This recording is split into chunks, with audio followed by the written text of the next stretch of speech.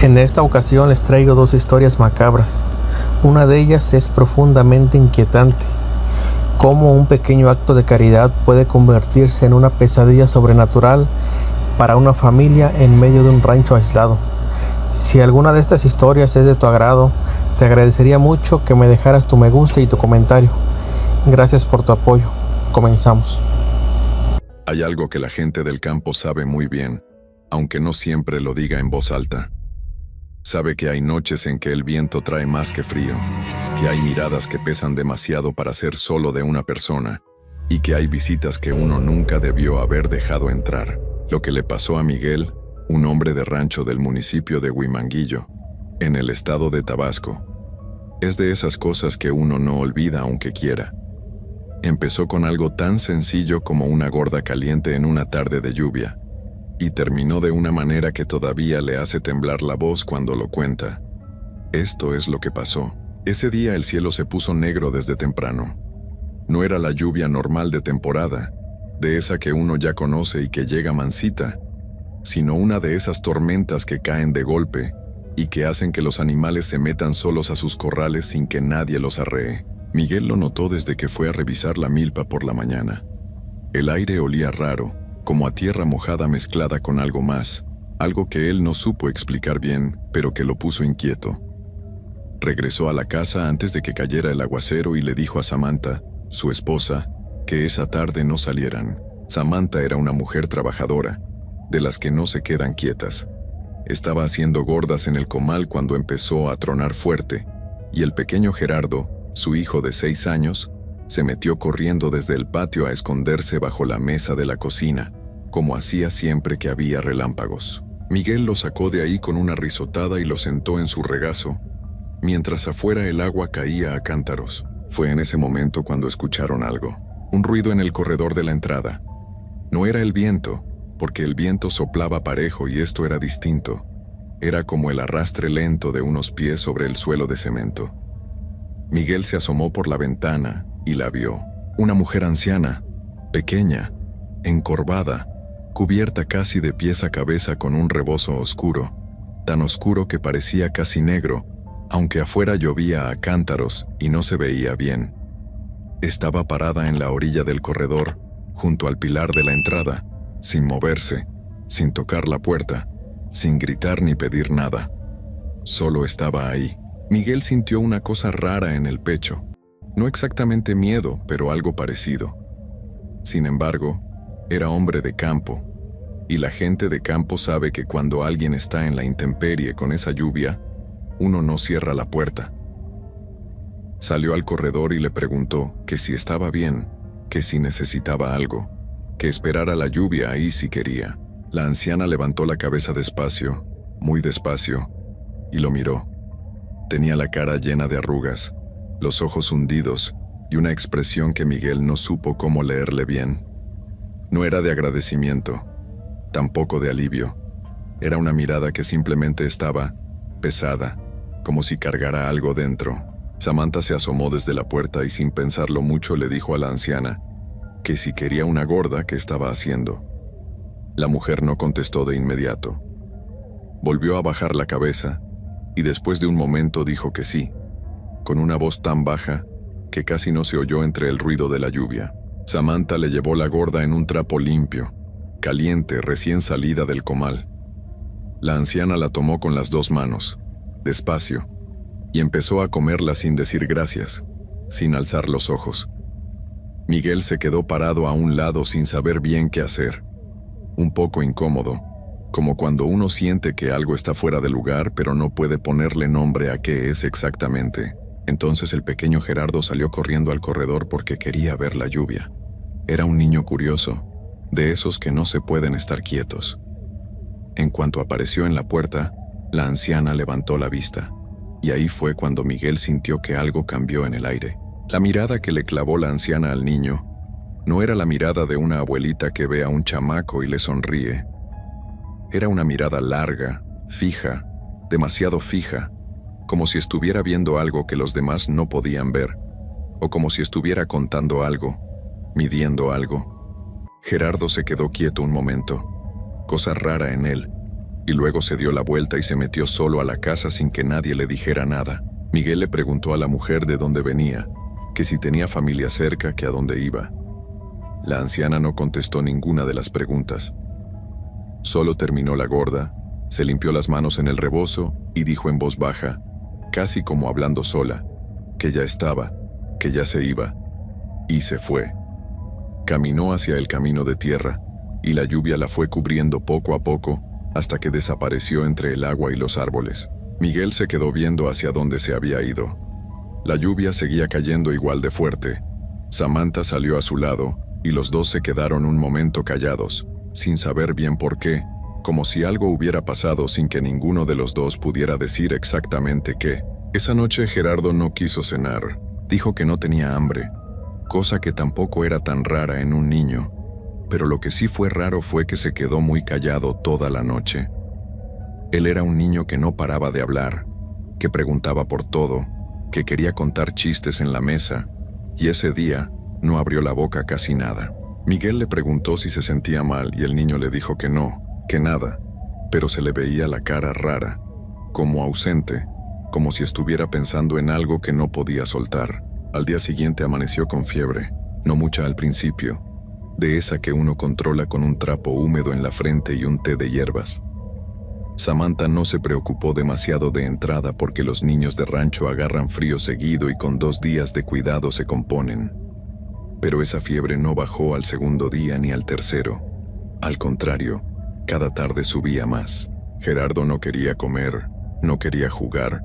Se quedaba acostado en su catre mirando el techo con unos ojos que no parecían del todo los suyos. Fue al 4.º día cuando el niño dijo algo que a Miguel se le heló la sangre. Estaban los dos solos en el cuarto porque Samantha había salido un momento al patio. Gerardo estaba recostado y de repente, sin que nadie le preguntara nada, volteó a ver el rincón del cuarto que quedaba más oscuro, el que estaba detrás de la puerta, y dijo en voz muy baja, casi como si le estuviera hablando a alguien que estaba ahí: «Ya te dije que no me veas así». Miguel se levantó de golpe y volteó hacia ese rincón. No había nadie. Solo la oscuridad y la pared de adobe. Le preguntó al niño que con quién hablaba, y Gerardo lo miró con esa cara de fiebre, los ojos brillosos, y le dijo, tranquilo, como si fuera lo más normal del mundo: «Con la señora, papá, la que está parada ahí, la que vino en la lluvia». Miguel no durmió esa noche. Se quedó sentado en la silla que ponía siempre junto al catre de Gerardo, con los ojos abiertos, mirando los rincones del cuarto cada que crujía algo, cada que el viento movía las hojas afuera, cada que el niño se removía entre las cobijas. Samantha tampoco durmió bien. Se quedó en la cama pero con los ojos abiertos, escuchando, y varias veces lo llamó en voz baja para preguntarle si todo estaba bien. Los dos sabían que algo andaba mal, pero ninguno lo quería decir en voz alta todavía, como si nombrarlo lo hiciera más real. Al 5.º día Gerardo empeoró más. La fiebre ya era de las que preocupan, de las que mojan la ropa de sudor y ponen los ojos en blanco. Pero lo que más asustaba no era la fiebre, sino lo que el niño decía cuando deliraba. Hablaba de la señora.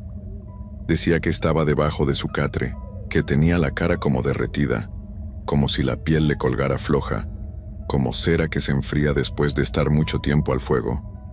Decía que lo miraba sin pestañear, que tenía las manos muy largas y muy frías, y que a veces sentía que le rozaban los pies desde abajo del catre cuando creía que ya se había dormido.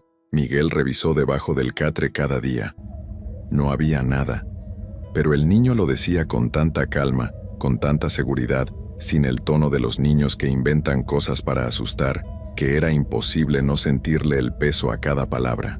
Entonces fue el perro el que empezó a comportarse raro.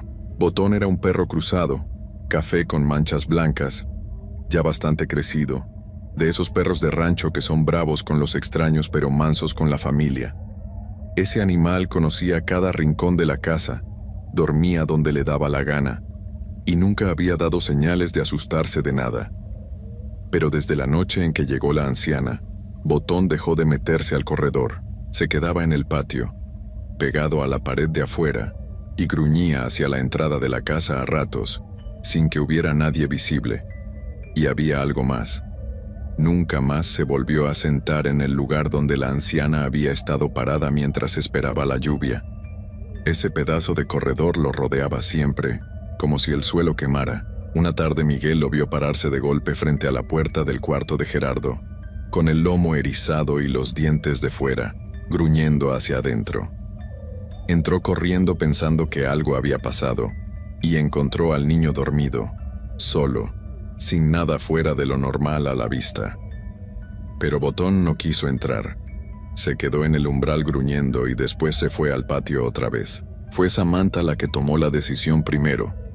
Esa noche, después de que Gerardo por fin se durmió con la fiebre encima, ella le dijo a Miguel en voz baja, mientras lavaban los trastes, que había que ir a ver a doña Rosario. Miguel no contestó de inmediato. Él era hombre de trabajo, de los que no creen fácilmente en esas cosas, o más bien, de los que prefieren no creer para no tener que lidiar con ellas. Pero después de lo que había visto esos días, después de las palabras del niño y del comportamiento del perro, y de esa sensación que no lo soltaba de que algo andaba en la casa, asintió con la cabeza y le dijo que al día siguiente irían. Doña Rosario vivía a unos 40 minutos del rancho, en un pueblito pequeño que quedaba sobre la carretera. Era una señora ya grande, de cabello completamente blanco, que cargaba en una trenza gruesa, con unas manos que parecían saber más que las de muchos doctores. La gente del rumbo la conocía bien y llegaban a verla por todo tipo de cosas, pero ella nunca preguntaba de más. Escuchaba, observaba y decía lo que veía. Miguel y Samantha llegaron a su casa por la mañana, dejando a Gerardo al cuidado de una vecina de confianza. Le contaron todo desde el principio: la anciana en la lluvia, la gorda que le dio Samantha, la mirada que le clavó al niño, la enfermedad que no cedía, las palabras de Gerardo sobre la señora en el rincón. Doña Rosario los escuchó sin interrumpirlos, con los brazos cruzados sobre el delantal, y cuando terminaron de hablar, se quedó un momento callada, mirando hacia un punto fijo en el suelo como si estuviera pensando o recordando algo. Después levantó la vista y les dijo algo que a los dos se les quedó pegado para siempre. Les dijo que la mujer que llegó ese día no era una persona común que buscaba refugio de la lluvia. Dijo que ese tipo de presencias, las que ella llamaba las que andan, saben muy bien a dónde llegar y en qué momento. Que esa anciana llegó porque los vio como gente buena, de la que da sin pensarlo, y que eso es exactamente lo que buscan. Porque cuando uno le ofrece comida a una de esas bajo su propio techo, sin saberlo le está abriendo una puerta. No la puerta de madera de la entrada, sino otra puerta, una que no se ve pero que queda abierta. Y esa cosa se enganchó a la casa por esa puerta, y se enganchó al niño porque los niños pequeños tienen una energía que a esas presencias les llama mucho, como la luz a los insectos de noche. Samantha se echó a llorar ahí mismo. Miguel le tomó la mano y le apretó fuerte, pero él también sentía la garganta cerrada. Doña Rosario les dijo que no era demasiado tarde, que el niño todavía estaba de este lado, que la fiebre era la señal de que algo estaba jaloneando, pero que aún no se lo había llevado del todo. Pero había que actuar esa misma noche, no esperar más. Les explicó paso a paso lo que tenían que hacer, con una voz tranquila, sin adornos, como quien da instrucciones para reparar una cerca o preparar un remedio de cocina. Primero, tenían que hacer una gorda sin sal, sin nada, solo la masa, y llevarla al cruce de caminos donde habían visto a la anciana por última vez, dejarla ahí en el suelo y alejarse sin voltear atrás, sin importar lo que escucharan. Segundo, barrer todo el corredor de la entrada hacia afuera, desde adentro hacia afuera, para sacar lo que había entrado, y después poner una línea de sal en el umbral y otra alrededor del catre del niño. Tercero, quemar ruda y romero dentro de la casa, en cada cuarto, sin dejar ninguno sin sahumerio. Y cuarto, lo más importante según doña Rosario, había que destruir y quemar la silla o el lugar exacto donde la anciana se había sentado o parado más tiempo, porque ahí era donde había dejado su huella más fuerte. Salieron de la casa de doña Rosario con todo eso en la cabeza. En el camino de regreso al rancho casi no hablaron. Cada uno iba procesando lo que habían escuchado, tratando de acomodarlo con lo que conocían del mundo, con lo que habían visto esos días, con el niño tirado en el catre hablando de una señora que nadie más podía ver. Esa tarde prepararon todo. Samantha hizo la gorda sin sal mientras Miguel reunía la sal, la ruda y el romero que tenían guardados. Esperaron a que cayera la tarde, porque doña Rosario había dicho que mejor de noche, que esas cosas se hacen cuando el día ya cerró. Dejaron a Gerardo dormido y le pidieron a la vecina que se quedara con él una hora, mientras ellos iban al cruce de caminos. El camino hacia el cruce era de tierra, bordeado de árboles de ambos lados, y de noche con la oscuridad del campo parecía mucho más largo de lo que era. Miguel llevaba una linterna chica, y Samantha cargaba la gorda envuelta en un trapo. Los dos caminaban rápido, sin hablar, escuchando solo el ruido de sus propios pies sobre la tierra húmeda que había dejado la lluvia de días antes. Llegaron al cruce. Era un punto donde el camino principal se dividía en dos brechas que se perdían entre los árboles. Miguel alumbró el suelo, y Samantha se agachó y dejó la gorda ahí, en medio, sobre la tierra. Se incorporó y los dos se dieron la vuelta para regresar caminando, juntos, sin correr aunque las ganas estaban sin decir una palabra. Fue entonces cuando empezaron a escuchar las voces. Al principio era como si alguien llamara desde los árboles. No gritando, sino llamando, como se llama a alguien de la casa cuando uno ya quiere que regrese. Y lo que heló todo fue que las voces sonaban conocidas. Una sonaba igual que Gerardo, igual que su voz de niño diciendo, «Papá, papá, espérame». Y la otra sonaba como la mamá de Miguel, que había fallecido 2 años atrás, diciendo su nombre en el mismo tono de siempre, ese tono de cuando lo llamaba a comer. Samantha le apretó el brazo a Miguel con una fuerza que le dejó marca. Él apretó los dientes y siguió caminando hacia adelante. No voltear. Eso era lo que había dicho doña Rosario. No voltear sin importar lo que escucharan, sin importar lo que sintieran, sin importar si la voz sonaba exactamente como la de alguien que amaban, porque eso era precisamente lo que buscaba, que voltearan. Las voces siguieron un trecho más. Luego fueron cambiando, perdiendo la forma, volviéndose un murmullo que no era de ninguna persona conocida, y después se fueron apagando poco a poco hasta que solo quedó el ruido del campo de noche, los grillos, el viento entre los árboles, y los dos caminando de regreso sin soltarse el uno al otro. Cuando llegaron al rancho, Miguel entró primero. La vecina estaba sentada junto al catre de Gerardo con una vela prendida, y le dijo que el niño había estado inquieto, pero que no había despertado del todo. Le agradecieron y la despidieron con cuidado, sin contarle nada de lo que habían hecho. Después cerraron la puerta y empezaron con lo que faltaba. Samantha agarró la escoba y barrió el corredor entero desde adentro hacia afuera, despacio, con cuidado, arrimando todo hacia la calle, hacia afuera del techo, hacia afuera de la propiedad. Barría y barría aunque no hubiera basura visible, porque lo que estaba barriendo no era polvo sino algo que no se ve pero que se siente. Cuando terminó, Miguel puso una línea de sal gruesa en el umbral de la entrada, de un extremo al otro sin dejar huecos. Después, fueron al cuarto de Gerardo y pusieron otra línea de sal alrededor de su catre, en el suelo, formando un rectángulo completo sin interrupciones. El niño dormía. Tenía la frente todavía caliente, pero no tanto como las noches anteriores. Samantha le puso un trapo húmedo y le acomodó las cobijas sin despertarlo. Luego vino el sahumerio. Miguel prendió las ramas de ruda y romero en un traste de barro viejo que tenían guardado.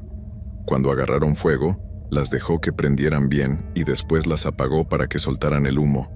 Ese humo espeso y oloroso que llena el aire de una manera que parece que limpia algo más que el olor del cuarto.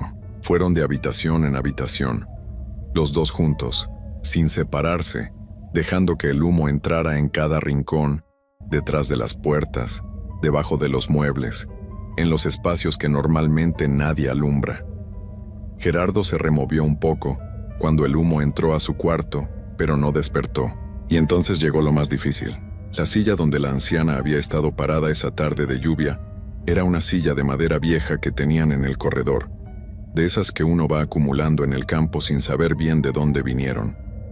Miguel la agarró por el respaldo y la sacó al patio.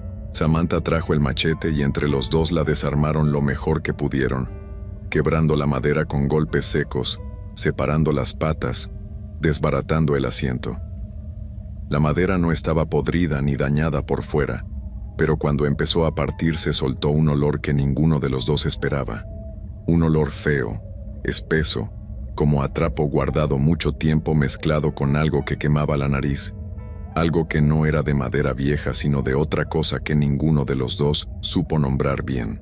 Miguel juntó los pedazos en un montón en el centro del patio, lejos de la casa, lejos del árbol de mango que tenían a un lado, y les prendió fuego.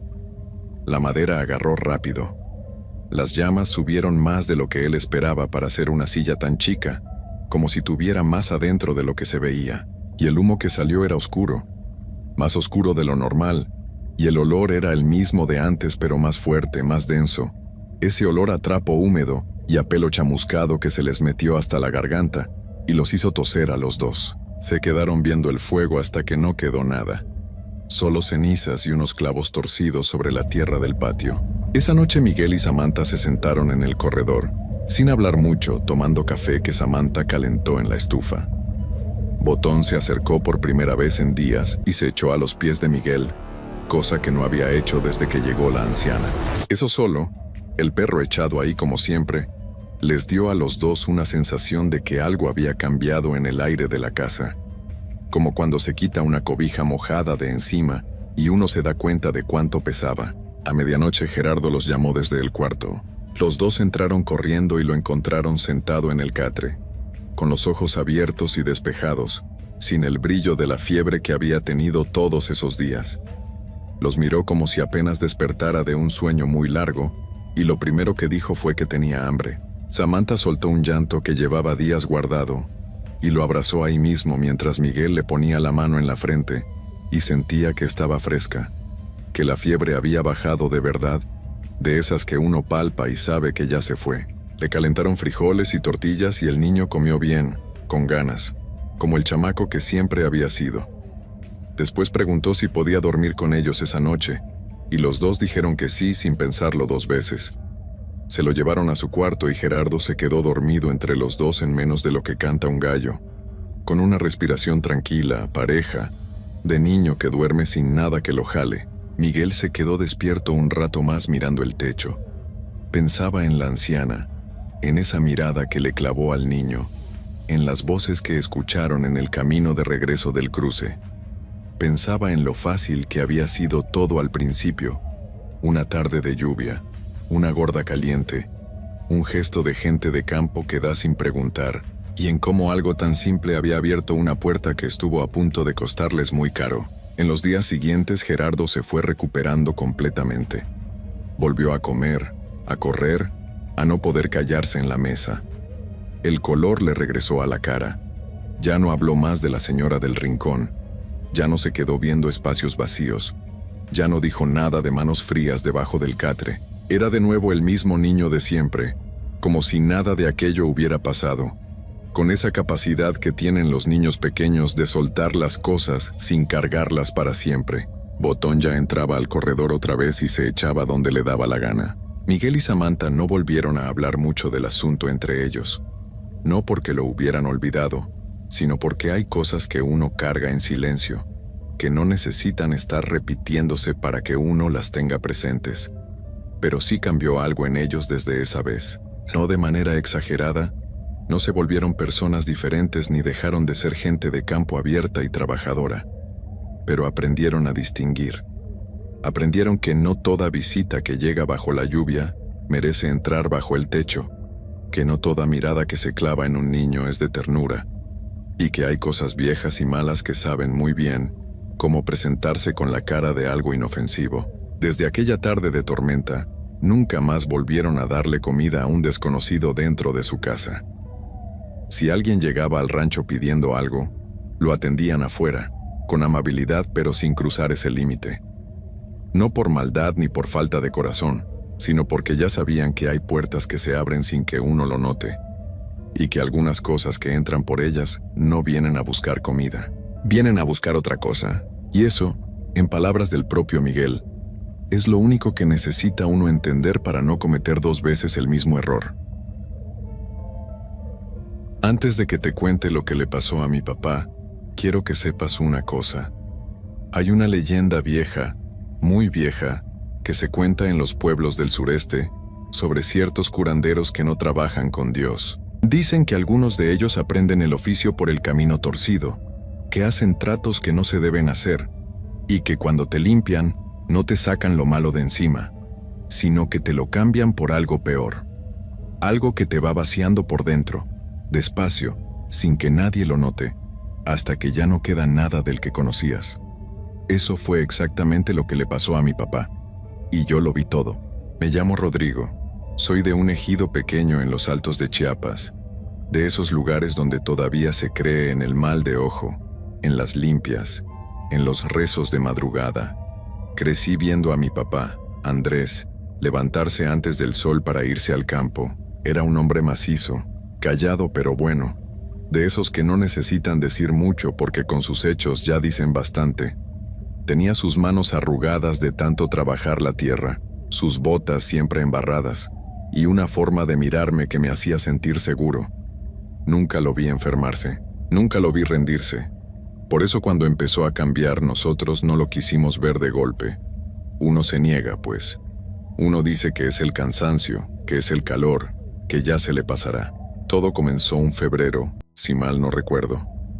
Mi papá llegó del campo más temprano que de costumbre, sin decir nada, se sentó en el corredor y se quedó viendo para la nada. Mi mamá, Rosalba, le llevó su café y él ni lo tocó. Eso ya era raro, porque mi papá era de los que no dejaban enfriar el café nunca. Ella le preguntó si estaba enfermo, y él nomás negó con la cabeza. Pero en los ojos tenía algo diferente. Algo que yo no supe nombrarlo en ese momento, pero que ahora sé muy bien que era como si alguien hubiera apagado una lucecita por dentro. Los días siguientes fueron iguales. Mi papá llegaba, se sentaba, no comía bien, casi no hablaba. Empezó a dormir mal, o más bien empezó a no dormir. Yo me levantaba en la madrugada a tomar agua y lo encontraba sentado en la orilla de la cama, quieto, con los ojos abiertos pero perdidos, como si estuviera viendo algo que yo no podía ver. Una vez le pregunté qué tenía y me dijo que soñaba cosas feas. No me quiso decir qué cosas, solo eso, que soñaba cosas feas y que cuando despertaba, el sueño se quedaba pegado en él como barro húmedo.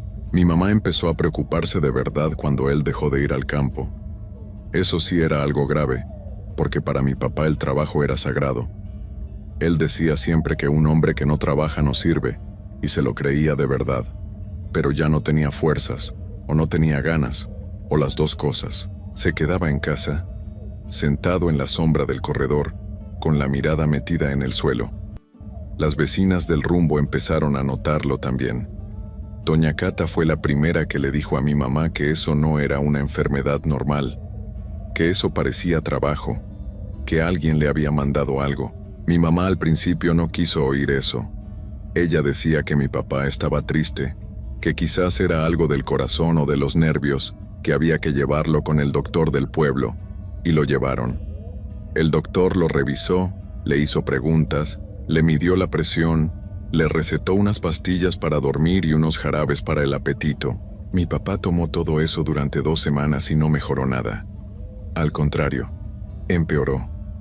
Ya casi no salía del cuarto. Dejó de bañarse seguido. Empezó a hablar solo en voz baja, pero cuando uno se acercaba a escuchar, callaba de inmediato y volteaba a verte con unos ojos que yo no le conocía.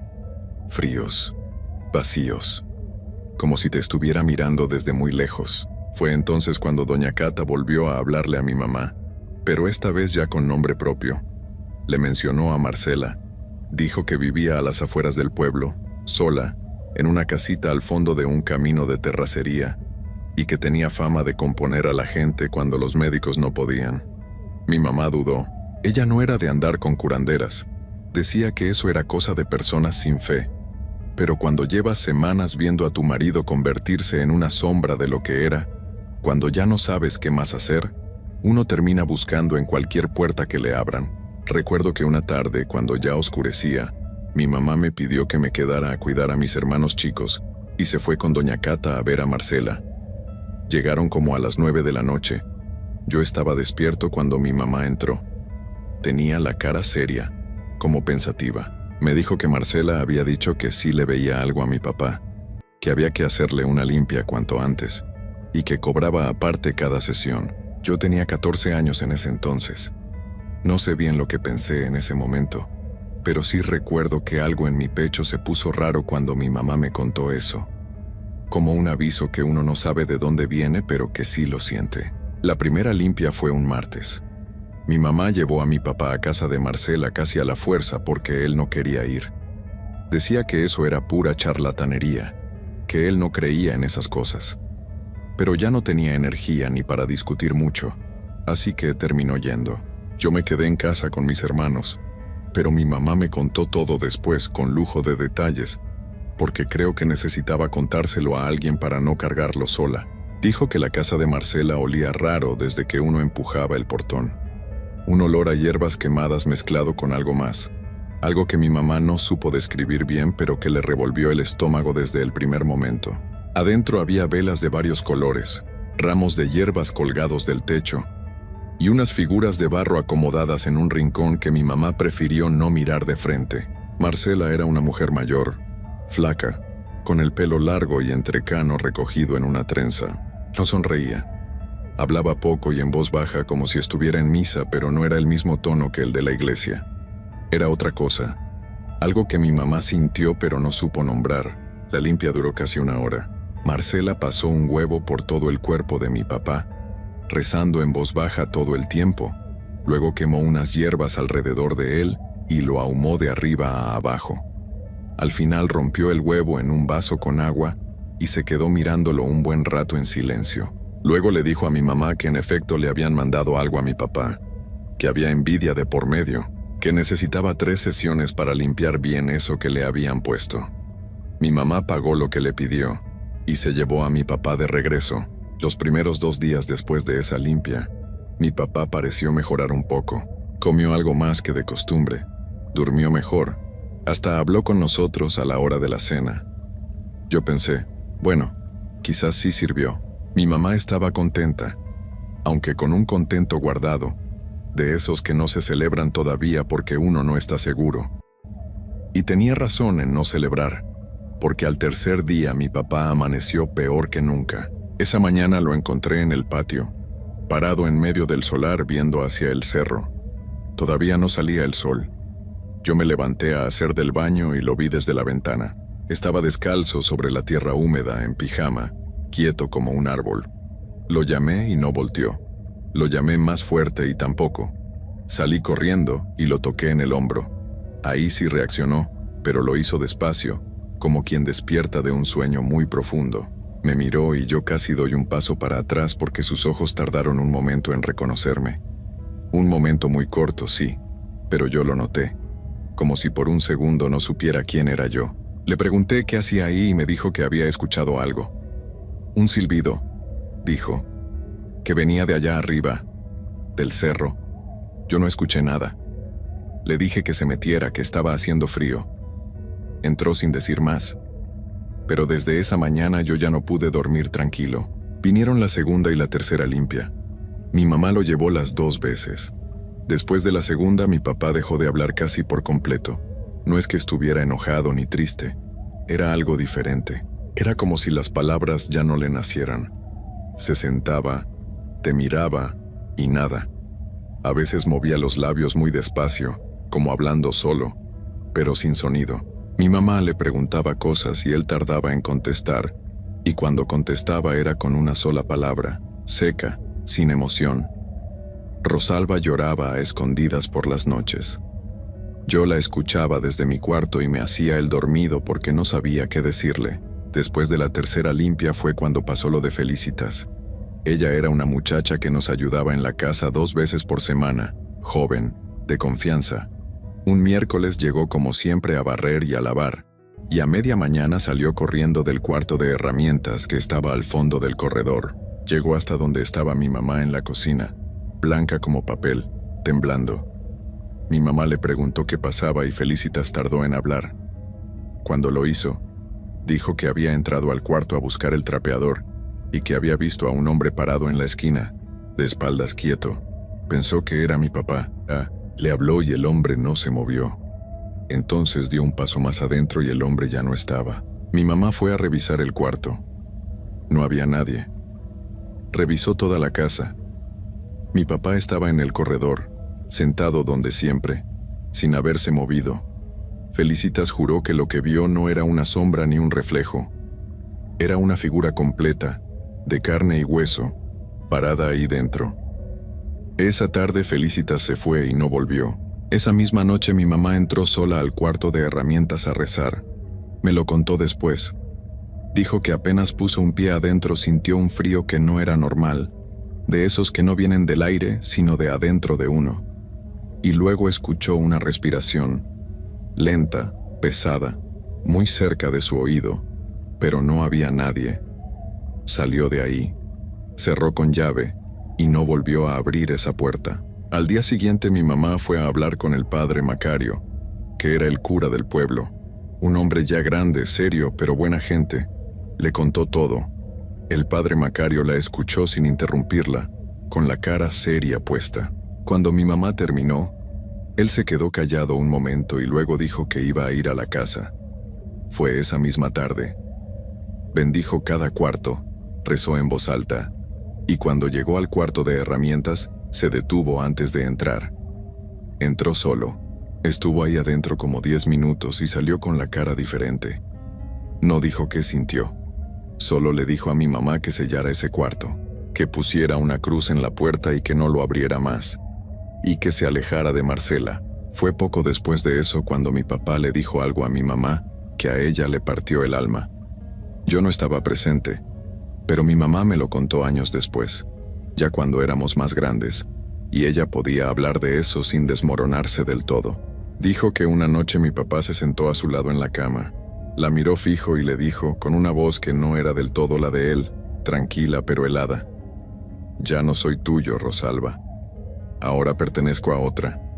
Mi mamá le preguntó qué quería decir con eso. Él no contestó. Se levantó, se fue al corredor y se quedó ahí hasta el amanecer. 3 días después de esa noche, mi papá desapareció. No fue de golpe. Fue en la madrugada cuando todos dormíamos. Mi mamá se despertó y sintió el lado de la cama vacío. Primero pensó que había ido al baño. Esperó. Luego se levantó y lo buscó por la casa. No estaba. La puerta del patio estaba entreabierta. Salió a la calle y no había nadie. Me despertó a mí. Yo tenía ya 15 años para entonces, y salimos los dos a buscarlo por los alrededores con una linterna. Lo llamamos varias veces. Nada. Mi mamá estaba temblando, pero trataba de no llorar para no asustar a mis hermanos chicos, que ya se habían despertado con el alboroto. Avisamos a los vecinos. Juntamos como 8 hombres del ejido y salieron a buscar con linternas y machetes por el monte. Yo quise ir, pero mi mamá me pidió que me quedara con ella y mis hermanos. Me costó quedarme, pero me quedé. Lo encontraron al amanecer. Estaba tendido en el monte, cerca del camino de tierra que llevaba a la casa de Marcela. Boca arriba, con los ojos cerrados, como dormido. No tenía ninguna herida. No había señal de que hubiera peleado con nadie, ni de que se hubiera caído. Estaba descalzo igual que aquella madrugada que lo encontré en el patio viendo hacia el cerro. Los hombres que lo hallaron dijeron que tenía la cara tranquila, que parecía descansar, pero ya no respiraba. Yo no supe cómo reaccionar cuando me lo dijeron. Me acuerdo que me senté en el suelo del corredor y me quedé viendo mis manos un buen rato, sin llorar, sin hablar, sin pensar nada claro. Mi mamá sí lloró mucho, pero con un llanto quieto, de esos que duelen más que los gritos. Mis hermanos chicos no entendieron bien lo que había pasado hasta días después. El médico que lo revisó dijo que el corazón simplemente había parado, que no había explicación clara. «Esas cosas pasan», dijo. «Uno nunca sabe». Firmó los papeles y se fue. Pero nosotros sí sabíamos, o al menos lo sentíamos, que no siempre es lo mismo, pero a veces pesa igual. En el velorio casi nadie habló de Marcela en voz alta, pero yo vi las miradas. Doña Cata se persignó 3 veces seguidas cuando nadie la veía. El padre Macario rezó el rosario completo y al final se quedó un momento parado junto al féretro con los ojos cerrados, como haciendo algo que iba más allá de la oración normal. No sé qué, pero algo. Pasaron los meses, pasaron los años, y con el tiempo empezaron a salir otras historias, de otros en el pueblo que habían ido con Marcela y que habían terminado parecido.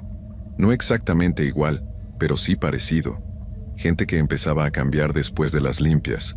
Gente que se volvía ajena a su propia familia. Hombres que amanecían perdidos. Mujeres que dejaban de reconocer a sus hijos. Nadie hablaba de eso en público, porque en los pueblos uno aprende a callar lo que no puede explicar.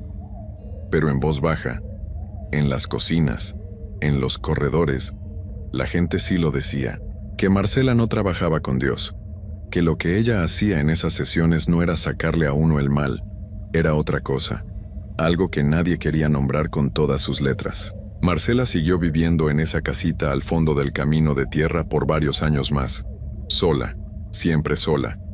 Dicen que al final ya casi no salía, que los últimos tiempos la veían desde lejos nomás, asomada en el marco de la puerta, mirando hacia el monte.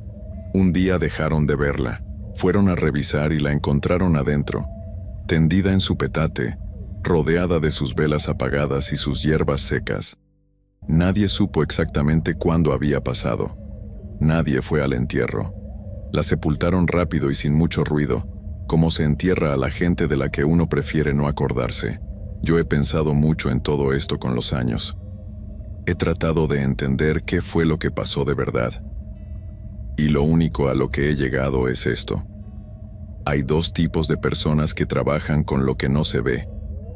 Los que tienen el don de verdad, los que curan con fe, con hierbas buenas, con oración limpia, con el corazón puesto en ayudar. Esos existen, y hacen bien. Los he conocido también. Pero hay otros que aprendieron por el camino equivocado, que hicieron tratos que no se deben hacer, y que cuando te ponen las manos encima, no te están quitando nada. Te están cambiando algo. Te están dejando la puerta abierta para que entre lo que ellos manejan, y lo más difícil de todo es que uno no lo nota de inmediato. Porque al principio parece que mejoras, parece que la limpia sirvió, y uno se confía. Y cuando uno se da cuenta de que algo está mal, ya pasó demasiado tiempo. Por eso hoy te cuento esto, no para asustarte nomás, sino para que sepas, si algún día buscas ayuda de ese tipo, fíjate bien, fíjate cómo te sientes después, no al día siguiente, sino a la semana, al mes. Fíjate si la persona que querías sigue siendo la misma, si sigue teniendo esa chispa en los ojos que siempre tuvo. Porque cuando esa chispa se apaga, cuando alguien empieza a vaciarse por dentro sin razón clara, cuando ya no reconoces al que tienes enfrente aunque lo veas todos los días, algo malo pasó, y hay que alejarse. Hay que alejarse rápido y buscar a alguien de Dios, alguien de verdad, antes de que sea demasiado tarde. A mi papá, Andrés, lo recuerdo como era antes, con sus botas embarradas, su café caliente, su manera callada de querer a su familia. Eso es lo que guardo de él. Lo otro, lo que pasó al final, trato de entenderlo sin dejar que me consuma. No siempre puedo, pero lo intento, y espero que a ustedes no les toque vivir algo así. De verdad que sí espero eso.